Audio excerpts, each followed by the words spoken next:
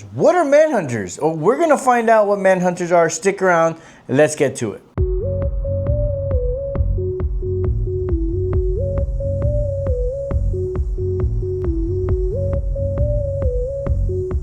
What is up, Planeteers? This is your captain speaking. We have news, so we know where Hal Jordan's ring is at. We found out that it's with Guy Gardner, but we got to find out why it's with Guy Gardner. A lot to talk about today. Why can John create constructs without the power ring? It doesn't make any sense.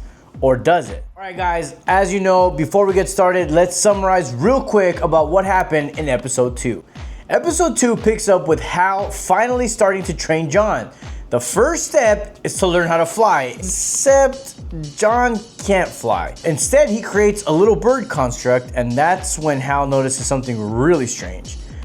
John can maintain the construct even without the ring. How is it even possible? We'll get to that in a second. Hal needs the lantern because, again, he's under court order not to leave Rushville. So he sends John to go get the lantern in Coast City, but also tells him this is gonna be a test. You have to keep that bird construct till you get back. If you don't, you fail. As John goes to go get the lantern, Hal continues investigating the aliens killed in Rushville and discovered that those so-called metal detectors at the football game weren't metal detectors at all. Matter of fact, they were alien detectors. The technology leads them straight back to the Makins, where the Makins claim they got it from their mysterious benefactor. Hal pushes a little too far as he goes to try to discuss with them on their property about where they got this technology, and it seems like the Makins don't want him there. So as Hal presses a little too much, he ends up getting shot in the process. Meanwhile, John gets abducted by the same group of aliens connected to the Rushville mystery, and that reveals what they're actually looking for, the Manhunters. John eventually tells Hal everything despite being warned not to.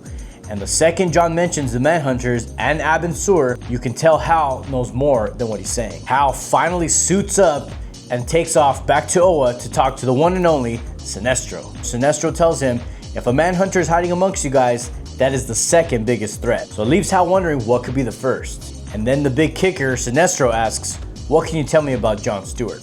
What do they all mean by this, guys? I don't even know what's going on right now. It seems like there's a lot happening in this episode, so let's dissect it real quick. Let's go into some facts and some questions. So let's go into it. What is a Manhunter, guys? Billions of years ago, the Guardians wanted to create an intergalactic peacekeeping force to enforce the Guardians' laws and eliminate any threats. So they created the Manhunters. They were eventually corrupted by a rogue Guardian named Krona. The Manhunters can now take shape in any form and blend in, disappear, and that's exactly what's happening here. Manhunters can take the form of any shape of person, being, alien, sentient, and basically hide amongst us. So where is Hal Jordan's ring? Tom King basically says in the podcast that Guy Gardner has the ring. So we know that already, that was already given to us, but the real question lies, why does he have it? We know in 2025, was the movie Superman, and in that movie we get to meet Guy Gardner, Hawk Girl, and Mr. Terrific. So, but he has his own ring. So there's the one big question as to why he has Hal's ring in the first place. Doesn't make sense, but I mean, we're gonna have to keep watching to find out. The big question, guys, is how is John able to make constructs without having the ring or the battery? In the comics, it is said that John has the human power ring physiology, meaning he can make constructs without having ever use the ring or the battery, which makes him extra special and a bigger threat to Hal Jordan. All right, guys, now that we got the facts and the questions out of the way, let's go into some theory. Why do we think the Makins have the alien technology? In my personal opinion, someone provided them with the alien technology, and I strongly feel it has a lot to do with his NDA. We go back in the timeline, the Makins tell Hal Jordan— The world flipped out when you first came on the scene. Makes sense, seeing what you can do.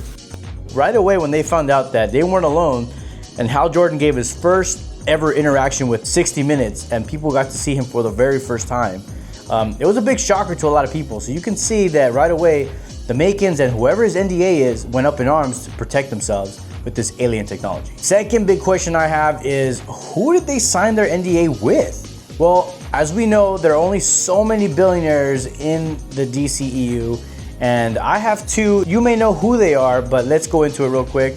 My theory boils down to two people, or two families, I should say. One could be the Wayne family. Now, we know, obviously, Bruce Wayne, this is, again, 2016, so They haven't basically said really yet where he's at now. The other possibility and theory I have is Luthor Corps. Now, again, they don't really talk about how he's running it yet, especially in 2016. We know 2025, it is Lex Luthor himself. But in 2016, I don't believe they mentioned who's running it. But again, they are very rich, very powerful, so they possibly could have some ties to this NDA. The Makins did say that they basically freaked out once they found out Hal Jordan came on board, and they were not alone. So when they were thrusted this superhero to defend them, they kind of went up in arms and said, hey, well, how do we know that there's not any bad guys out there? Let's make sure we're safe. And another theory, guys, has to do with Zoe. She seems to keep coming up in these episodes, just kind of hiding in the background. We don't know what she's doing there. It's late. She's in this coffee shop by herself again. As we saw in the first episode, she was at the bar, overhearing Hal and John's conversations, and now she's alone at this cafe.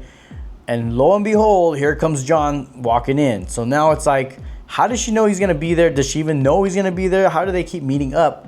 Especially just them two. I don't know. My theory is I think she's a manhunter. I think that she's trying to lure John, trying to get him to kind of persuade him somehow, some way. Obviously, they had some sort of connection in the first episode. But who knows? I mean, this could be something big, guys. Her husband is crazy rich. And we know that he's not really keeping an eye on her. Not that he has to, but it's like he's kind of just very nonchalant about what she's doing. And if your whole deal is to stay away from these aliens, and you know Hal Jordan is kind of like this superhero, superpower guy, and she's kind of running around with their posse, it doesn't make sense. So I don't know, something about Zoe, I can't put my finger on yet, but I think, I don't know, something tells me I think she's a manhunter. This man that captures John talks about losing an entire civilization, his entire civilization, and we only know of one, and that was the loss of Sector 666, which comes from Atrocitus. Now, this is how he became Atrocitus. He lost his entire civilization. So, could this guy be Atrocitus? We don't know yet. I mean, it's still up in the air, but all the things kind of point to there. So, we're gonna keep watching and seeing. It's getting so good, guys. I mean, I'm loving everything that they've done to this show. They're still keeping it grounded. They're still kind of keeping you on edge.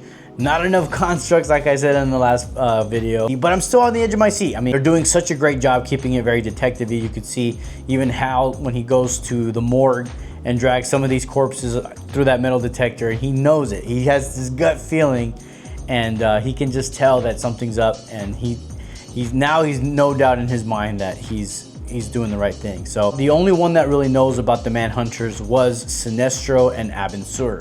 Now, Abin Sur, again, as we know, has passed, so he's long gone now, and the only one that really knew about it was one of his best friends, Sinestro, who Hal Jordan locks up. Now he's got to go back to Oa and talk to him and ask him, hey, what do you know about Manhunters?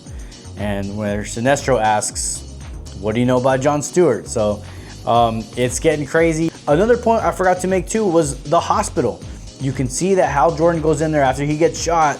He goes in there to treat his wounds, and there are no patients in there, guys. There's absolutely no one in there. It looks like, as he says, it looks like they just pulled everything out of the crates, and all the machines are still covered up. All the rooms are still clean.